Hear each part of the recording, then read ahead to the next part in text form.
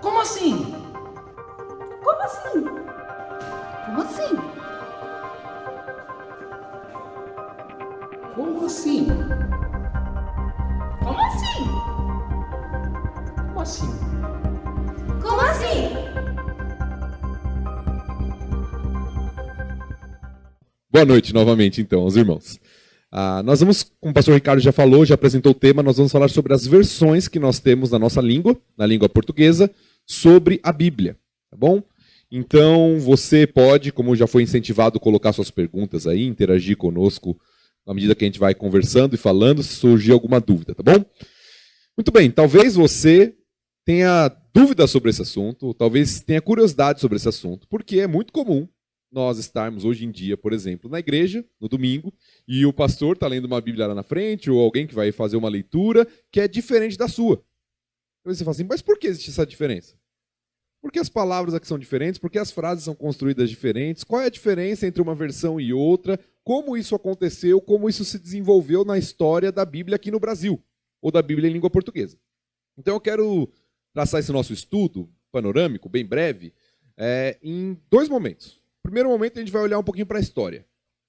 Como a Bíblia chegou aqui, quais foram as primeiras versões, como foram as traduções, como isso aconteceu, quem Deus usou nesse processo para que a Bíblia chegasse até nós na nossa língua. E depois nós vamos entender um pouquinho o que é uma tradução, e quais são as diferenças entre as traduções, quais são os tipos de traduções que existem, e como nós diferenciamos e qual delas seria melhor para nós usarmos no nosso dia a dia hoje, tá bom? Então vamos começar. O Ricardinho aí que está nos ajudando vai colocar na tela aí um slide que eu preparei, que vai falar um pouquinho sobre o tema e sobre a história. Então, como assim? É o nome do programa que nós estamos agora juntos. E o tema versões. Então pode passar. Deixa eu tô com... Isso, agora... Opa, fui para o final. Agora sim. Então, vamos entender um pouquinho a história da Bíblia na língua portuguesa, tá? O primeiro texto bíblico que nós conhecemos em português foi produzido pelo rei de Portugal, tá? Dom Dinis, lá... ele viveu de 1279 a 1325 e ele traduziu apenas os primeiros 20 capítulos do livro de Gênesis, tá? Então essa é a primeira porção, pequena porção que nós temos da Bíblia na língua portuguesa. Então nós temos esse início, esse start ali por volta de 1200 a 1300, onde esse rei, o rei de Portugal, ele começa a traduzir do latim para a língua portuguesa alguns trechos das escrituras, mas ele só consegue fazer até os primeiros 20 capítulos de Gênesis. Isso era um trabalho difícil, e não só difícil no sentido do esforço que era necessário, mas também porque a igreja, na época, a Igreja Católica Romana, se opunha à tradução. Eles entendiam que o texto tinha que ficar em latim. Então havia uma série de perseguições, de dificuldades para traduzir a Bíblia para uma outra língua, porque isso não era bem aceito na época. Por isso que talvez você pense assim, nossa, mas quanto tempo até chegar a uma tradução completa? É verdade, porque havia toda uma represália da igreja contra aqueles que tentavam traduzir o texto para um idioma comum, no caso, a língua portuguesa ali em Portugal, tá? E aí o que nós temos? Outros membros da monarquia portuguesa, que geralmente tinham recurso, tinham acesso, eles deram continuidade ao trabalho de tradução, tá? Mas como a gente falou, essas obras, elas ou eram de alguma forma queimadas, ou eram proibidas de circulação, porque a Igreja Romana condenava esse tipo de tradução.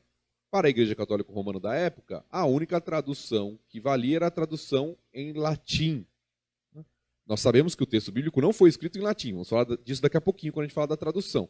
Mas era a tradução ou o uso oficial da Igreja. E não poderia ter outro tipo de uso, outro tipo de tradução. Bom, por isso que houve a dificuldade de passar para outras línguas, para outros idiomas, as escrituras nessa época. João Ferreira de Almeida, já pulando um pouquinho na história aqui, avançando e resumindo a história, bem conhecido como o tradutor das boa parte das Bíblias que temos hoje em português. Ele era da Igreja Católica, mas foi logo convertido ao protestantismo e ele se juntou à Igreja Reformada Holandesa. E aí ele foi o primeiro a traduzir a Bíblia como um todo para a língua portuguesa. Então, boa parte das versões que nós temos hoje, se você abrir sua Bíblia for, por exemplo, revista e atualizada, corrigida, você vai ter lá a tradução de João Ferreira de Almeida. É o tradutor da maior parte das Bíblias que nós temos hoje. Recentemente, outras Bíblias, outros tradutores têm surgido, e nós vamos falar um pouquinho sobre isso, mas, tradicionalmente, esse é o tradutor que ficou mais conhecido, porque foi aquele que fez o trabalho completo. Nós vimos que o rei lá de Portugal traduziu só 20 capítulos. Algumas outras pessoas conseguiram traduzir alguns outros trechos pequenos, mas João Ferreira de Almeida dedicou a sua vida, boa parte da sua vida, para a tradução das Escrituras como um todo. E a gente fala como um todo, porque na verdade ele nem conseguiu concluir o trabalho. Ele leva o nome do tradutor completo, porque ele fez quase tudo, mas ele morreu antes de terminar. E alguns tiveram que terminar o seu trabalho. Nós vemos aí que ele concluiu a tradução do Novo Testamento em 1676. Note que cerca de 400 anos já passaram, desde a primeira tentativa lá do rei de Portugal, né, de 1200 e pouco para 1676. Cerca de 400 anos já passaram. E ele morreu enquanto traduzia o Antigo Testamento. Ele parou, né, a sua última tradução foi Ezequiel 41, 21. Todo o restante do Antigo Testamento, que não é muito comprido, ele traduziu boa parte, a maior parte do Antigo Testamento, foi traduzido por outras pessoas que continuaram o seu trabalho. Então, João Ferreira de Almeida foi o homem usado por Deus para traduzir a língua ali, né, meados, né, consequência também das questões da reforma protestante, e que houve mais liberdade e incentivo para a tradução das Escrituras. Ele foi usado por Deus para trazer a tradução da Bíblia para o nosso idioma, para que você hoje pudesse ter acesso, pegar sua Bíblia, poder ler, poder acompanhar o pastor pregando em português, né, para que você pudesse entender. Então, esse homem foi usado por Deus nesse processo para a tradução das Escrituras. Em 1748, quase 100 anos depois, o pastor Jacobus, eu não sei essa pronúncia, né? Opden Acker, talvez, retomou o trabalho e, após 5 anos, publicou o Antigo Testamento completo. Então, ele terminou aquela parte que faltava. E aí, nessa data, 1753, que nós temos pela primeira vez toda a Bíblia em português. Se você for pensar na história, não é tão antigo assim. 1753, para a gente parece muito antigo, nós já estamos, né, em 2022, mas você viu que o trabalho começou lá em 1200. 500 anos se passaram até que a Bíblia por completo estivesse em português, lá em meados de 1750. Então, esses foram os homens utilizados para trazer a Bíblia completa em português para nós. E aí nós entramos numa história, a primeira edição completa da Bíblia de Almeida, como tomou o nome, por causa de João Ferreira de Almeida, ela surgiu em 1819. Então, já em meados de 1800, que a Bíblia completa, na primeira edição completa, já com as editoras, publicadoras que estavam trabalhando na época, ainda não era a Sociedade Bíblica do Brasil, era uma sociedade anterior que existia, trouxe a primeira edição completa da Bíblia de Almeida em 1819. E a partir daí, nós temos uma série de trabalhos, de estudos, de revisão dessas traduções que foram feitas ao longo dos tempos, tá bom? E a gente vai passar um pouquinho sobre isso antes da gente entrar no conceito de tradução. Quais são as outras versões que nós temos na língua portuguesa? Hoje tem muitas, né? E eu coloquei só as principais, porque tem muitas mesmo, hoje em dia.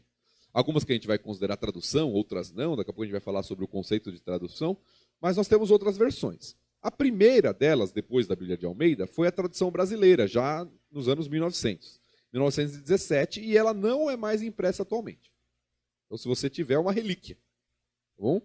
A tradução brasileira ela não é mais impressa atualmente, ela entrou em desuso pela linguagem arcaica, pelo trabalho da Almeida, que era superior à da tradução brasileira, então ela ficou em desuso. Quase não é mais usada e quase você mais não encontra, ela não é mais impressa atualmente. Então é bom o pessoal dar uma olhada em casa na sua Bíblia, as Bíblias mais antigas aí, veja lá o ano da edição, porque você pode ter um tesouro aí na sua casa, né? É verdade, é verdade. É uma Bíblia que não vai ser mais encontrada para vender, não é mais comercializada, então se você tiver, de fato, vale a pena ter essa Bíblia. Seria até interessante achar alguém que tenha, né? Até para os nossos estudos é interessante. Outra Bíblia que nós temos em português é a Bíblia Matos Soares, que é a tradução mais popular entre os católicos. Não é uma Bíblia muito conhecida nossa, porque é a Bíblia católica, não é a Bíblia protestante, né? Tem outros livros que nós não consideramos como canônicos, a gente sabe que não é inspirado pelo Senhor, foram adicionados posteriormente, mas é uma versão que existe também e muito popular entre os católicos. Tá? Depois, aí nós temos o que alguns de nós já temos em nossas mãos. As revisões da tradução do Almeida. Aquela tradução original lá de 1800 e pouco, a primeira que surgiu, ela passou por revisões. Revisões para atualizar a linguagem. A gente sabe que a língua ela vai se desenvolvendo. Então, se você pega o português falado no Brasil lá atrás, é muito diferente do de hoje. As pessoas falavam voz me ser, elas falavam uma série de coisas que a gente não usa mais atualmente. Pronomes, tratamento, uma série de coisas. Então a Bíblia foi revisada nesse sentido, de atualização da linguagem, né, de aperfeiçoamento na tradução. Então nós temos aí da década de 40, 1945 até 1967, algumas atualizações. A revista aí atualizada, que é muito comum, muito presente em nossas igrejas, né, versão revista atualizada, Almeida Revista Atualizada, a ARA, né, a sigla que é utilizada. A versão corrigida, também muito comum, e a versão revisada de Almeida, que também é presente. Então, se você pegar sua Bíblia, você que está assistindo, e abrir, talvez seja uma dessas três versões que você tem. A Bíblia corrigida ou a Bíblia revista e atualizada. Logo na contracapa da Bíblia você vai ter lá, tradutor João Ferreira de Almeida, revista e atualizada, ou revista e corrigida, ou versão revisada de Almeida. Então são as traduções que nós temos, ou as versões que nós temos até hoje, e são bem frequentes, circulam bastante nas nossas igrejas essas versões, tá bom? Outra Bíblia que surgiu em 1981 é a chamada Bíblia Viva. Nós vamos falar sobre essas Bíblias daqui a pouquinho, onde elas se enquadram no processo de tradução, mas é uma outra versão que existe, é comum também, talvez não tão frequente, porque é uma Bíblia um pouco diferente. Se você está com essa Bíblia lendo e o pastor está lendo, por exemplo, na revista atualizada, você vai ver que tem bastante diferença, porque ela é uma tradução mais livre. Nós vamos falar sobre isso também daqui a pouquinho, que é chamado de paráfrase. Tá? Nós temos a Bíblia na linguagem de hoje, que também tem uma tradução mais livre, ou também muitos a consideram como uma paráfrase, que foi aí lá no final da década de 80, 1988, que surgiu a primeira nova tradução na linguagem de hoje. Temos a Corrigida Fiel, 1994, que apesar de ser mais recente, ela tem um linguajar mais antigo. Tá? Nós vamos falar um pouquinho sobre isso por causa da metodologia mesmo de tradução que ela utiliza e dos pressupostos usados ali pelos tradutores. Então ela usa um linguajar mais antigo mesmo sendo mais recente, da década de 90. A nova versão internacional, a famosa NVI, já nos anos 2000 ali, 2001 surgiu a NVI, uma tradução que chega tentando trazer um linguajar mais comum da época ali, dos anos 2000, para que as pessoas tivessem mais entendimento através da leitura dos textos. E agora, mais recentemente, nos últimos anos, nós tivemos outras duas versões. A nova versão transformadora, a NVT, de 2016, e a NAA, a nova Almeida atualizada, que é uma nova, né, atualização ou revisão da Almeida.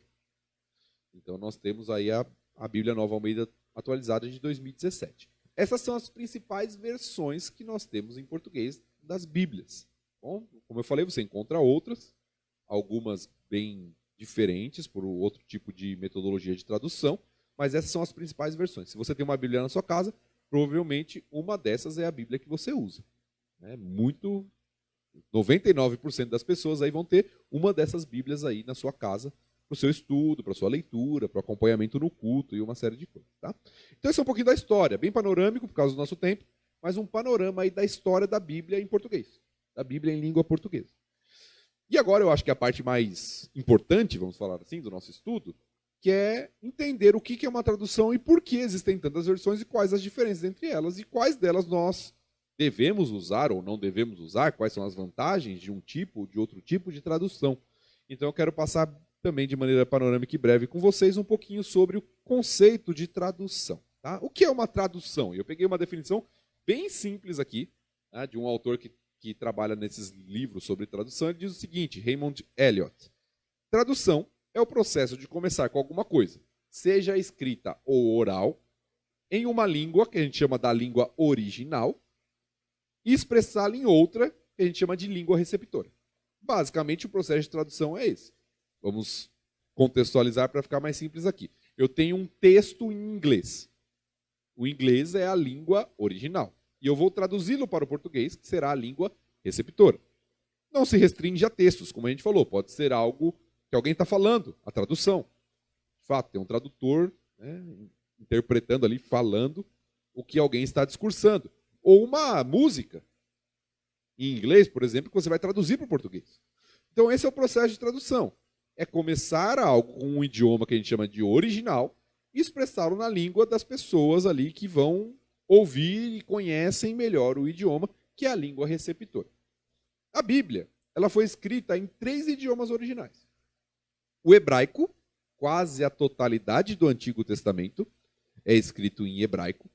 O aramaico, algumas porções de Esdras, Jeremias e Daniel, tem algumas palavras no Novo Testamento, tá? Mas porções nós temos Esdras, Jeremias e Daniel. E grego, o Novo Testamento. Então você já começa a notar que o trabalho de tradução da Bíblia é um pouco mais difícil. Porque se uma pessoa vai fazer a tradução, ela precisa conhecer pelo menos outros 3 idiomas. Não é um idioma só. Ela tem que conhecer o hebraico, ela tem que conhecer o aramaico, ela tem que conhecer o grego. E o que torna a tarefa um pouco mais difícil é que esses idiomas, no geral, eles são diferentes do que são usados atualmente nesses lugares. Você tem, por exemplo, hoje o hebraico moderno, o grego moderno. O grego das escrituras, o hebraico das escrituras, é um hebraico mais antigo, então tem algumas diferenças. Então o trabalho, de fato, é um trabalho de especialistas, de pessoas que se dedicam para aprender essas línguas que não são usadas, pelo menos não nessa forma mais atualmente, para entender o texto e tentar traduzi-lo para nós. Essa é uma dificuldade, esse é um dos desafios dos tradutores da Bíblia. E nós vamos chegar à conclusão, mais para frente, nós temos que ser de fato gratos pela vida desses homens. João Ferreira de Almeida, todos esses que foram usados no processo, nós devemos ser muito gratos ao Senhor. Deus levantou esses homens para que hoje nós pudéssemos vir tranquilamente no domingo no culto, poder ler a Bíblia na nossa linguagem, né, no nosso idioma. Então isso é muito bom e é uma graça de Deus, da providência de Deus sobre nós de fato. Tá? Mas a Bíblia é escrita nesses 3 idiomas originais. Boa parte da dificuldade que a gente tem nesse processo aí de tradução está nas diferenças que existem entre as línguas originais e a língua receptora. Quem conhece uma outra língua sabe que nem sempre você tem palavras equivalentes. Nem sempre você tem o mesmo conceito de uma língua para outra. Então, se você conhece um outro idioma, você sabe, por exemplo, esse é o exemplo que sempre é dado, a palavra saudade, em português, ela não tem expressão exata em outras línguas. Às vezes as pessoas têm que usar uma frase, uma expressão, para dar a ideia do que a gente chama de saudade. Então, note que existem diferenças entre línguas. E as línguas originais, o hebraico, o grego, escritos numa outra época, do outro lado do mundo, né, uma região distante da nossa, tem diferenças. E boa parte da dificuldade que os tradutores têm no processo é justamente nessas diferenças entre as línguas originais e a língua receptora, no nosso caso, que nós estamos falando aqui, o português. E aí eu quero falar um pouquinho então sobre os tipos de tradução, para a gente resumir e avançar aqui um pouquinho. Quais são os tipos de tradução que nós temos? Eu estou trazendo 3 para que a gente entenda aqui. São os 3 principais tipos de tradução. O primeiro tipo de tradução é chamado de tradução de equivalência formal ou, no popular, tradução literal. E pela linguagem, né, pelo título, talvez você já consiga entender um pouquinho como essa tradução é feita. Tá? Ela mantém aspectos do texto original e preserva o máximo possível do que tem lá. Da gramática, da estrutura das frases, até das expressões que são usadas. Ela permite que o leitor identifique na tradução os elementos do texto, na língua original, e é de grande valor para acadêmicos, estudos profissionais, porque ela tenta conservar o mais literal possível o que o texto na língua original diz. Então essas versões, muitas vezes, para o leitor moderno, vão parecer uma linguagem mais antiga, mais arcaica. Por quê? Porque ela tenta conservar o máximo possível o que foi escrito lá no idioma original. Então, às vezes, é mais difícil de entendimento.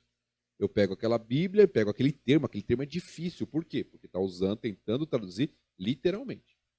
Então, nós temos grande valor nisso, nos nossos estudos, para entender de fato o que estava escrito lá no idioma original, né, nas escrituras, que foi escrito lá pelos apóstolos, pelos escritores bíblicos, mas temos algumas dificuldades, às vezes pelo vocábulo um pouco mais complicado.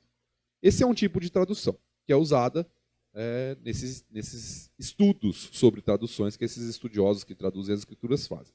O segundo tipo de tradução é a equivalência dinâmica ou funcional. Se a primeira é literal, essa funcional, ela foca na tradução da mensagem que seja compreensível para o ouvinte. Então ela tenta manter também a literalidade, sem fugir de fato do que o autor está falando, mas ela também está muito preocupada com o entendimento que o leitor moderno vai ter. Então eu vou usar uma linguagem que seja de mais fácil acesso, que é usada, que é corrente naquela época. Então são bíblias que focalizam, trabalham mais nessa questão da clareza. Então, para você que está fazendo seu estudo devocional, por exemplo, ou para a leitura pública das escrituras, talvez é mais fácil. Ah, gostei dessa versão, entendi mais fácil. As palavras são mais claras, são mais simples de entender. Por quê? Porque geralmente esse tipo de tradução trabalha nesse aspecto de considerar o leitor na época que ele está, trazendo palavras que ele usa naquele momento da história. E nós temos um terceiro tipo de tradução, que muitos nem consideram como uma tradução em si, ela é bem mais livre, que é chamada de paráfrase. Tá? Paráfrases são versões que têm um grau de liberdade muito maior. Então o autor não está muito preocupado com a literalidade do texto, ele está mais preocupado em se fazer entendido. Então tem uma liberdade do tradutor para adaptar o texto, para torná-lo mais simples. Então, às vezes, você tem, por exemplo, uma Bíblia para um público infantil. E aí você vê que tem toda uma liberdade. Ali nós não temos uma tradução, nós temos uma paráfrase. Tá? É uma maneira diferente de expressar o que foi dito. É uma nova versão de um texto para que torne mais claro para um grupo de pessoas ou até para um público maior. Então, esses são os três tipos. Então, nós temos, por um lado, vamos colocar num extremo esquerdo aqui, nós temos a tradução literal. Nós temos uma tradução que tenta pegar um pouco de literalidade, não fugir muito do texto original, mas também tenta se adequar aos leitores modernos. E nós temos uma outra que não está muito preocupada em manter a literalidade do texto, está preocupada em transmitir a mensagem, que é a paráfrase. Então são os três tipos de tradução que nós temos. Eu trouxe uma tabelinha aqui, para que a gente entenda um pouquinho onde estão situadas cada uma das versões que nós falamos. É bastante importante essas explicações sobre os tipos de tradução, porque se vocês estão acompanhando aí, prestando atenção, já dá para perceber que pelos tipos de tradução, nós já mais ou menos conseguimos nos posicionar aí em relação a qual versão seria uma versão confiável e qual versão seria uma versão não confiável, né? Para a gente ir se posicionando em relação a isso. Muito legal. Sim, nós vamos falar um pouquinho sobre isso na conclusão, mas eu trouxe uma tabelinha para tentar ficar mais fácil. Note lá, do lado esquerdo aqui nós temos a equivalência formal. A equivalência formal é aquela que a gente está chamando de literal. Está muito preocupado com a literalidade do texto. Nós temos, por exemplo, à esquerda, corrigida e corrigida fiel. São as mais literais que nós temos. Isso é bom? É bom, por um lado, como a gente falou, porque para você estudar e você que não tem acesso à língua original, aquilo vai estar provavelmente mais próximo ali de como foi escrito originalmente. Por outro lado, pode dificultar o entendimento, como a gente falou. Nós temos, ainda na equivalência formal, a revista atualizada. Mas note que ela está um pouquinho mais à direita, na tabela. Ela não está lá na ponta esquerda como está a corrigida fiel. Por quê? Porque ela ainda preza pela literalidade, mas ela já trabalha numa tentativa de também tornar mais próximo do leitor moderno. Até pela atualização que foi feita dela. Originalmente era a Bíblia de Almeida, depois ela foi revisada, atualizada. Então nós temos já quase uma transição. Nós temos, na tabela do meio aí, a equivalência dinâmica, que é aquela mais também que preza a literalidade, mas que se preocupa bastante também com o entendimento do leitor nos dias atuais. Talvez a maior representante desse grupo seja a NVI, que está há mais de 20 anos já, né? É de 2001, há mais de 20 anos, traduzida em português, e ela é a maior representante. Quando a NVI chegou, teve todo essa ligação com as pessoas. Nossa, é mais fácil de entender. O texto é mais simples, né? Tem uma linguagem que parece mais com o que a gente fala hoje em dia, porque ela preza, de fato, por essa equivalência dinâmica, apesar de ser também se preocupar com a conservação do original, com a conservação da literalidade do texto. E nós temos duas mais recentes, que também tentam fazer, elas estão mais à esquerda que a NVI, elas tentam fazer também um meio campo, um misto entre a equivalência formal e a equivalência dinâmica, que são a NVT, a nova versão transformadora, e a NAA, a nova Almeida atualizada. São duas versões que trabalham também se preocupadas com a literalidade do original, mas também olhando para o ouvinte, para o leitor contemporâneo. E lá no lado direito, nós temos as que são chamadas de paráfrase. Nós temos primeiro a NTLH, a nova tradução na linguagem de hoje. Muitos consideram paráfrase, muitos consideram como equivalência dinâmica quase paráfrase. Eu coloquei ela na ponta esquerda aqui, porque de fato a nova tradução na linguagem de hoje, ela está muito mais preocupada com o entendimento do que em manter a literalidade do texto. Então ela é considerada por muitos como uma paráfrase, ela não conserva determinados termos, por exemplo. Daqui a pouco eu vou dar alguns exemplos disso para ficar mais claro, para quem está nos assistindo aí. Mas ela não conserva alguns termos, ela tem mais liberdade na tradução. E nós temos no outro lado, lá já na ponta direita, no extremo da tabela, a Bíblia Viva. Essa tem bastante liberdade mesmo. É uma Bíblia que tem os tradutores, eles não estão muito preocupados de fato com manter a literalidade do texto. Eles querem de fato tornar fácil o entendimento e eles transmitem de acordo com aquilo que entenderam, reformulando o texto de acordo com as suas próprias ideias e palavras. Então esses são os tipos de tradução que nós temos. E antes da gente... Não, vamos dar os exemplos primeiro, depois a gente chega à conclusão. Então, para ficar mais fácil para você que está nos assistindo aí e acompanhando o estudo conosco. Um exemplo, Lucas 2,40. Primeiro texto eu trouxe em 3 versões aqui para a gente. O primeiro na nova Almeida atualizada, revista e corrigida, e nova tradução na linguagem de hoje. Então, vamos ler o texto primeiro na nova Almeida atualizada, que é aquela que se preocupa com a literalidade, mas também com o leitor contemporâneo. O menino crescia e se fortalecia, falando sobre Jesus, enchendo-se de sabedoria, e a graça de Deus estava sobre ele. Agora vamos comparar com a revista corrigida. Diz assim: e o menino crescia e se fortalecia em espírito, cheio de sabedoria, e a graça de Deus estava sobre ele. É bem parecido, note que o texto é bem parecido, tem algumas diferenças. A revista corrigida traz em espírito, algo que a nova Almeida atualizada não traz. E cheio de sabedoria. O texto ficou um pouco mais truncado, por tentar preservar o mais literal possível. Note que a nova Almeida traz enchendo-se de sabedoria, parece um texto mais fluido, mais corrente. E a corrigida é um pouco mais tentando manter exatamente a palavra que estava lá.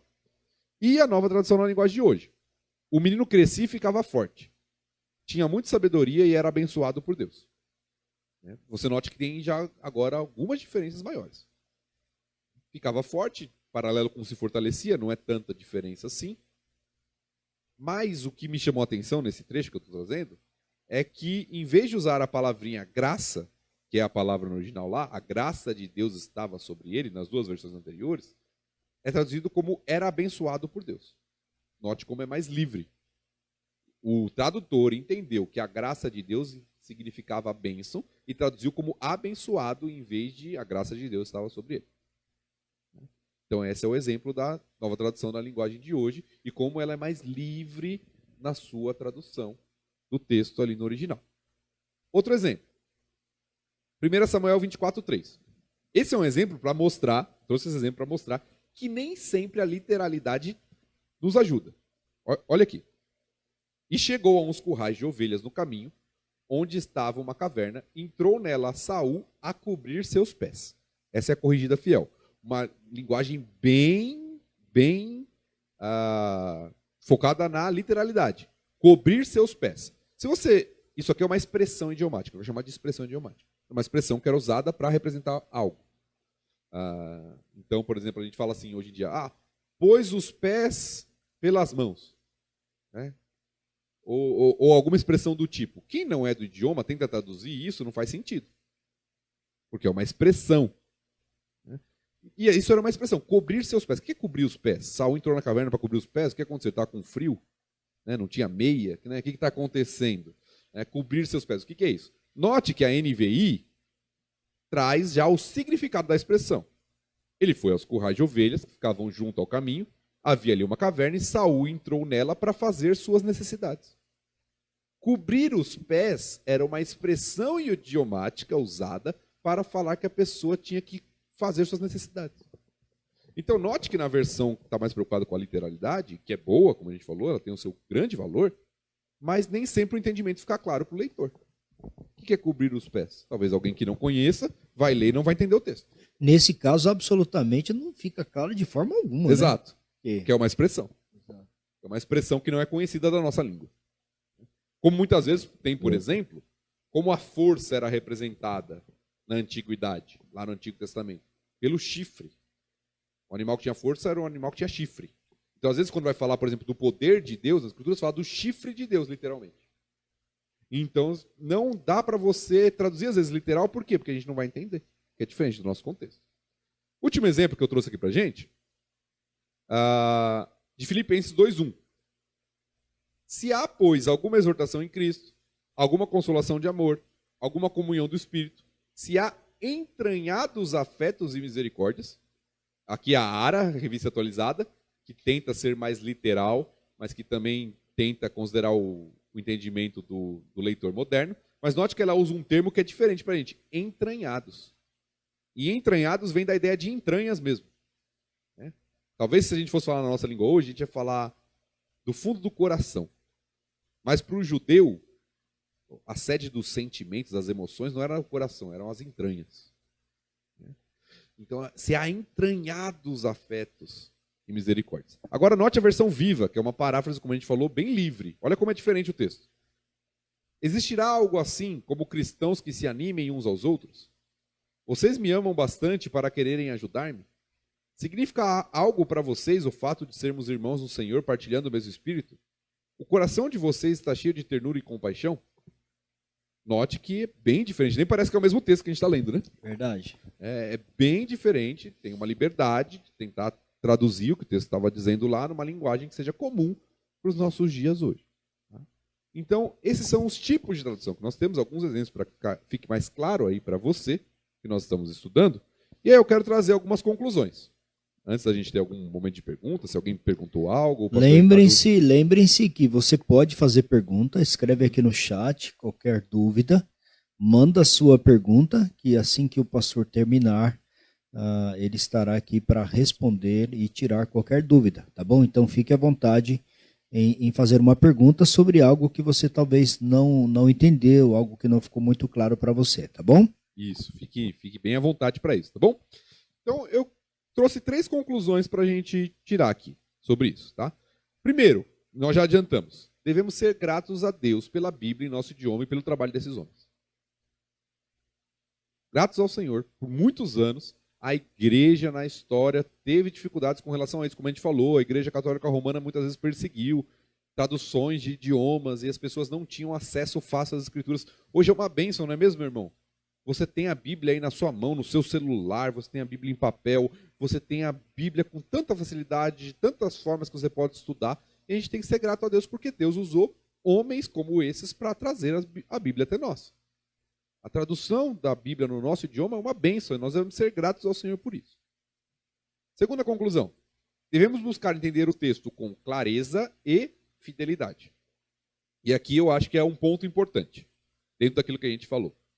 A gente deve buscar entender o texto com clareza. Sim, tem que ser claro para nós, ele tem que ser entendível, mas ele também tem que buscar uma tradução que seja fiel ao texto. Não adianta eu fugir muito, porque a gente sabe que a Bíblia é inspirada por Deus. E se na minha tradução eu fujo muito daquilo que foi revelado por Deus, eu não estou sendo fiel daquilo que Deus dispensou para nós, deu para nós na sua palavra. Então, acho que a gente tem que ter, no mínimo, de equilíbrio entre entender o texto com clareza, o texto tem que ser claro, eu preciso entender, senão não vai adiantar eu ler a Bíblia se eu não entendo. Eu preciso entender o texto para que eu aplique a minha vida, para que eu faça meu devocional, para que eu tenha o meu relacionamento com o Senhor, para que eu estude a palavra, mas eu tenho que manter a fidelidade. né? A fidelidade na tradução de fato daquilo que Deus me revelou. Daí o cuidado inicial que nós devemos ter com Bíblias que têm uma tradução muito livre, como a gente falou. Aquelas que estão no campo da paráfrase, naquele canto da paráfrase.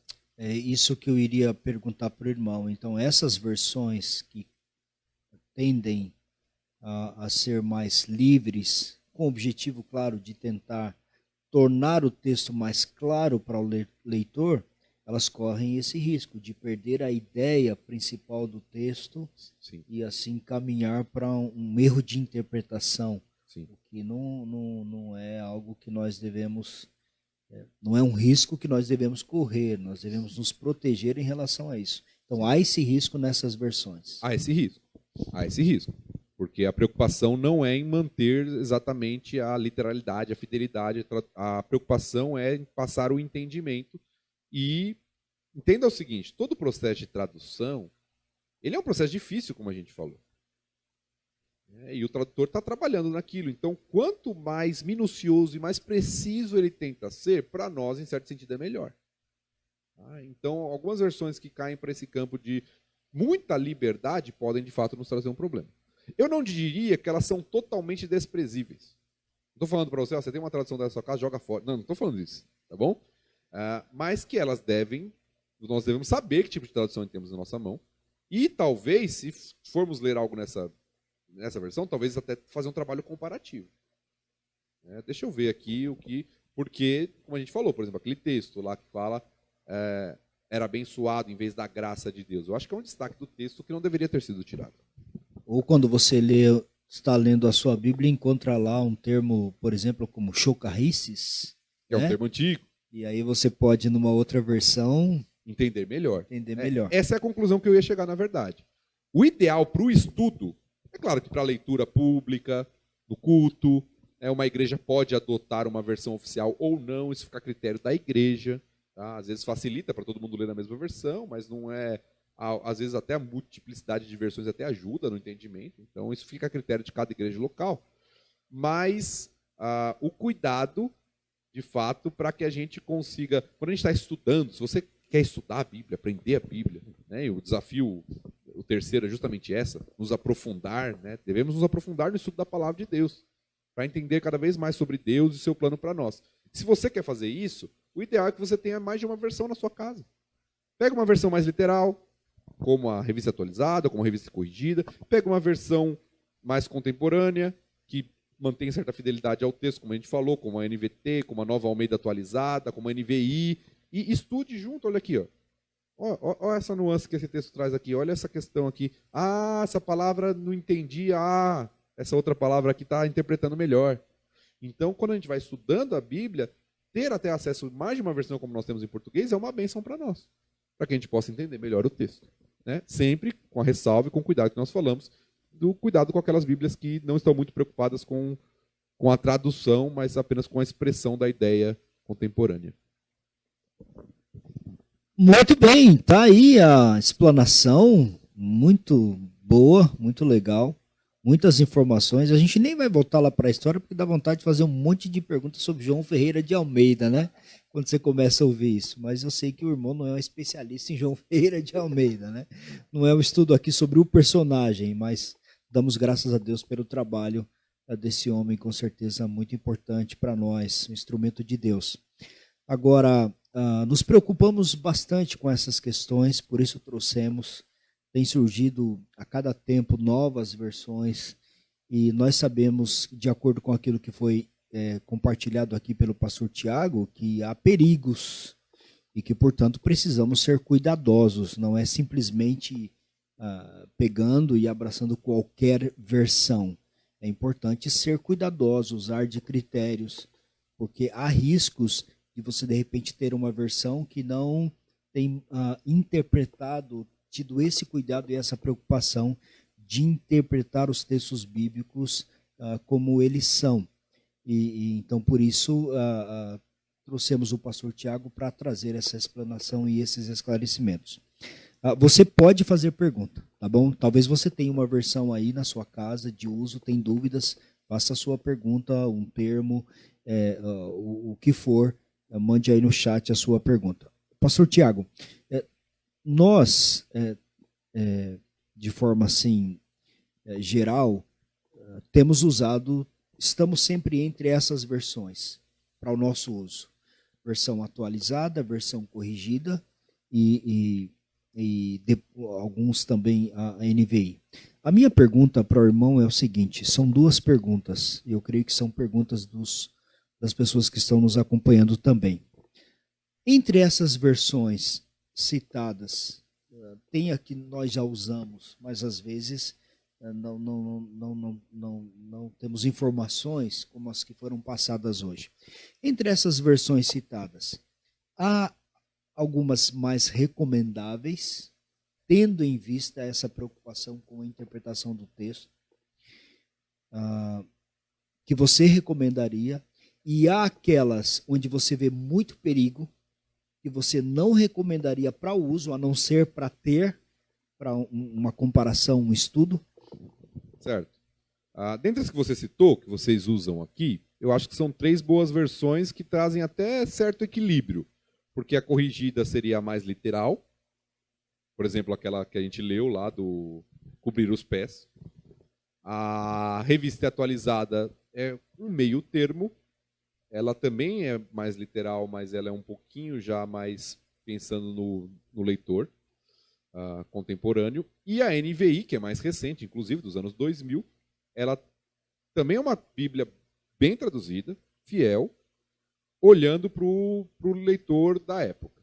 Então eu diria que a corrigida está mais para o extremo da literalidade, a NVI está já mais considerando um pouquinho o leitor moderno, mas as 3 são boas traduções, eu indico as 3.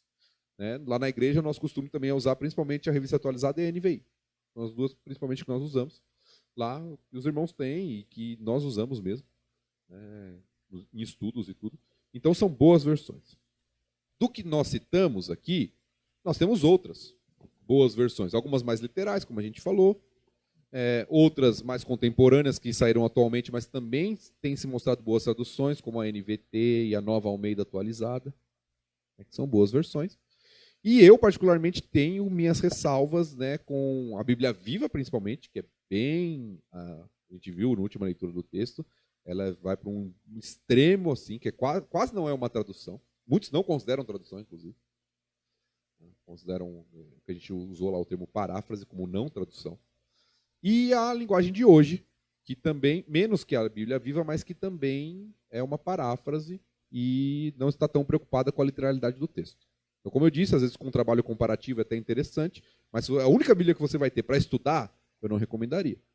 Eu recomendaria que você tivesse uma Bíblia já mais para equivalência dinâmica ali, ou até formal, que você consiga entender e que preserve ali o texto com fidelidade, né, do seu original. Muito bem, então atentem aí para essa recomendação, essa consideração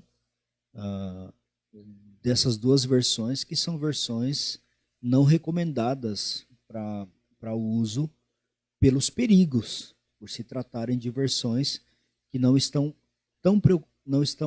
essencialmente preocupadas com a interpretação do texto, que são a versão viva e a versão na linguagem de hoje. Você pode até tê-las para um estudo comparativo, mas não para o uso normal. E as versões recomendadas aí, a NVI, nova versão internacional, atualizada, corrigida, e agora temos essa nova versão, Nova Almeida atualizada, que é uma boa versão também. Então essas são mais seguras, onde você consegue estudar com tranquilidade, observar que os textos estão sendo foram cuidadosamente traduzidos para não fugir da sua ideia original, do seu contexto, da sua interpretação, tá bom?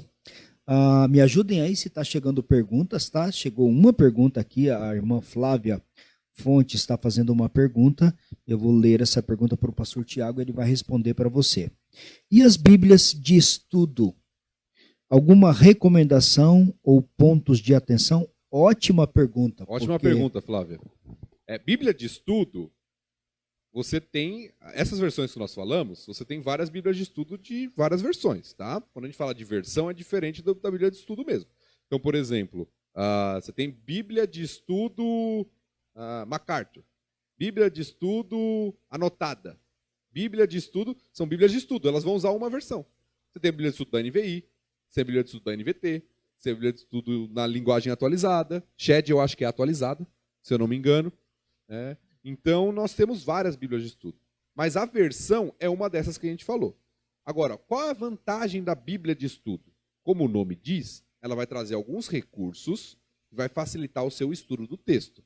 Ela vai trazer uma introdução explicando o livro, ela vai trazer, às vezes, mapas, para te deixar mais fácil de entender, ela vai trazer um comentário, às vezes, de um versículo. Claro que a gente também tem que ter cuidado, porque o comentário não é inspirado, quem é inspirado é o texto bíblico, mas uma boa Bíblia de estudo te ajuda a interpretar melhor o texto, a entender melhor o texto. Então, Bíblias de estudo são boas, têm o seu valor. E sobre recomendações, eu particularmente gosto bastante da Bíblia de estudo MacArthur, é uma Bíblia que eu uso, tenho usado bastante. A Bíblia anotada eu também gosto, a Bíblia Shed também é boa. Temos boas Bíblias de estudo, a Bíblia de estudo da NVI também é boa. Então temos boas Bíblias de estudo confiáveis que a gente pode usar e que nos ajudam a entender melhor o texto. E essa pergunta é muito importante, essa colocação e a resposta aqui do pastor Tiago, irmãos, porque é muito importante ficar atento, porque às vezes você vai comprar uma Bíblia para dar de presente e você vê lá a Bíblia anotada com uma série de anotações e explicações e você não se atenta para quem fez aquelas anotações. E você você vai perceber depois que aquelas anotações, muitos dos comentários, são contrários àquilo que são suas convicções, porque foram elaboradas por grupos, denominações ou estudiosos que são de outras denominações e que têm outras convicções. Então, é muito importante ser bastante cuidadoso com isso. Como o pastor Tiago disse, as recomendadas que estão dentro aqui do nosso contexto, o MacArthur, a Shed e a anotada. Ok. J.C. Wright. Muito bem. Ótima pergunta. Muito obrigado, Flávia. Uma outra pergunta chegou aqui. Muitos irmãos, feita pelo César Valença, muitos irmãos utilizam a King James. Onde ela se encaixa? A King James, lá nos Estados Unidos, e agora nós temos a tradução em português, da King James. Ela é uma Bíblia que vai mais para tradução literal, tá bom? Então ela se enquadraria mais naquela de equivalência formal ou literal. É uma boa Bíblia também, é uma boa versão e preocupada bastante com a literalidade do texto.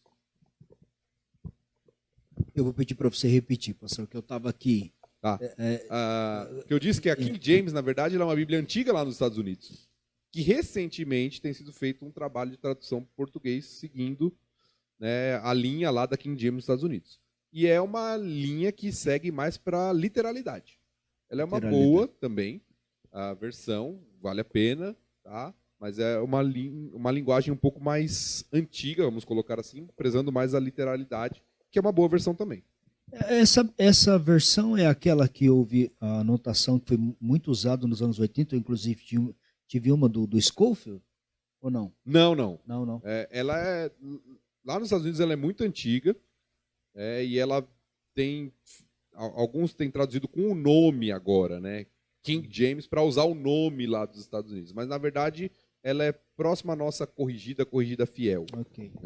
E o que o irmão pode falar sobre a Bíblia Trinitariana? A Bíblia Trinitariana é a versão corrigida fiel. Ah, ok. É a versão corrigida fiel, é uma versão mais também pela literalidade. Tem uma questão com a versão trinitariana, não pela versão em si, mas pela posição que alguns defendem que só essa tradução é boa. Certo. E você tem que ignorar todas as demais. Só essa porque usa determinado tipo de manuscrito, é outra questão que a gente não vai entrar, porque senão a gente não acaba aqui hoje, mas porque usa determinado tipo de manuscrito. Então tem gente que vai defender que só essa versão, qualquer outra versão é heresia. E aí a gente cai para um extremo. Um extremo perigoso. Um extremo que eu acho perigoso também. Mas a versão em si, a versão corrigida fiel, é uma boa versão, uma versão mais literal, mais antiga, que usa um linguajar um pouco mais antigo, mas uma versão que é boa, Uhum. que preserva, né, o texto e é boa em nível comparativo também. Ok. Tá nos acompanhando aqui o Felipe Oliveira, é um pastor colega, estudou comigo. E ele é lá de Brasília, e ele está nos acompanhando aqui, e ele faz essa pergunta: você teria algo a dizer sobre as versões católicas, Bíblia de Jerusalém e a Bíblia Peregrino? Sim, são traduções. A grande dificuldade que nós temos são com os livros apócrifos, né, aqueles livros que foram acrescentados posteriormente pela Igreja Católica para defender algumas de suas doutrinas, que não são inspirados, né, e que você vai ter na Bíblia Católica como você não vai ter na Bíblia Protestante, livros como Macabeus, né, e outros livros. Essa é a grande dificuldade. Mas como o trabalho de tradução dos textos que tem na nossa Bíblia também são boas traduções. Elas se encaixam naquela parte de tipos de tradução em qual? Mais para literalidade, algumas para a questão da dinâmica, não são paráfrases. São boas traduções. Só que nós não usamos, porque tem livros que não são inspirados, o público comum pode se confundir, né, e a gente acaba não usando em si no uso comum, porque tem outros textos que não são inspirados por Deus que foram acrescentados a essas Bíblias. Mas como o trabalho de tradução, é um bom trabalho de tradução. Ok, muito bom. Obrigado, pastor Felipe, por nos acompanhar aqui aí de Brasília. Deus te abençoe, viu? Temos uma outra pergunta aqui, do Mauro. A tradução Almeida contemporânea utilizada na Bíblia, de referência de Thompson, acho que ele quer uma opinião sobre essa. A Bíblia Thompson. É Almeida. É uma das revisões, né? Como a gente falou, teve várias revisões lá de Almeida. Revista atualizada, contemporânea, revista corrigida, revisada de Almeida. Então é uma das revisões da tradução original de Almeida. Então cai nessa linha um pouco mais do literal e tentando considerar também o autor, o ouvinte, o leitor moderno. Mas a Bíblia de Estudo Thompson é uma outra Bíblia também bem usada, um pouco mais antiga, com um pouco menos de recurso, mas que também é uma boa Bíblia também. Muito bom. É importante lembrar, como o pastor Tiago já frisou, que as anotações nessas Bíblias de estudo não são inspiradas. Exato. São anotações. Então, você vai encontrar algumas anotações, alguns comentários ali, que talvez você não concorde, mas não faz parte do texto inspirado. É sempre bom lembrar e observar isso. E isso aí é bom sempre observar com cuidado, ler, né, prestar bem atenção a isso, tá bom? Isso. Muito bem, se você tem mais uma pergunta, você pode, por favor, mandar. Temos ainda um tempinho e o pastor Tiago pode responder para você a pergunta. Tem mais uma pergunta? Olha aqui, teria alguma, a irmã Eliana, lá da Flórida, ela participa conosco aqui, a irmã Eliana Costa Santos. Teria alguma tradução considerada heresia ao ponto de não devemos ler? E não devemos ler? Eu acho que a palavra heresia é muito forte, mas como a gente falou, para o seu estudo bíblico, tem certas Bíblias que não são muito confiáveis na questão da literalidade, de manter a tradução. Eu não considero heresia, eu acho que é muito forte, mas eu acho que nós temos que ter cuidados, e elas podem ser úteis num trabalho comparativo, como a gente falou, mas eu acho que heresia seria demais, pelo menos para mim.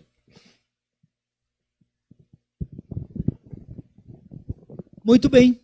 Tá aí, então, a resposta. Bem, irmãos, estamos chegando no nosso tempo. Eu acredito que foi muito importante, muito válido, muito clara essa explanação e também as perguntas foram boas, acrescentaram. Eu acredito que nós podemos sair daqui hoje com um bom posicionamento em relação às versões, o que devemos usar, o que não é recomendável, e conhecemos também um pouquinho da história. Então, pastor Tiago, eu quero agradecer o irmão mais uma vez por estar conosco, o irmão sempre pronto aqui a participar conosco, nos ajudar, é de casa já, né? O pastor Tiago. Então, nós agradecemos muito e eu tenho certeza que os irmãos também lá agradecem a sua presença, a sua participação. Que Deus abençoe você, o seu ministério, leva um abraço lá para a esposa, para os filhos e voltará, porque nós vamos ter outros temas aí, vamos convidá-lo a estar aqui conosco, tá bom? Nesse ano você está de folga, esse restante de ano, mas não sei, talvez ainda devemos trazer mais uma vez, né? Ainda estamos em agosto ainda, né? Vamos pensar num tema aí, a gente vê, tá É bom? sempre um prazer estar com os irmãos. Espero que realmente tenha sido esclarecedor para você, que te ajude no seu estudo, na sua leitura da palavra. E estamos sempre juntos aí na edificação do corpo de Cristo. Que Deus abençoe cada um de vocês. Até a próxima.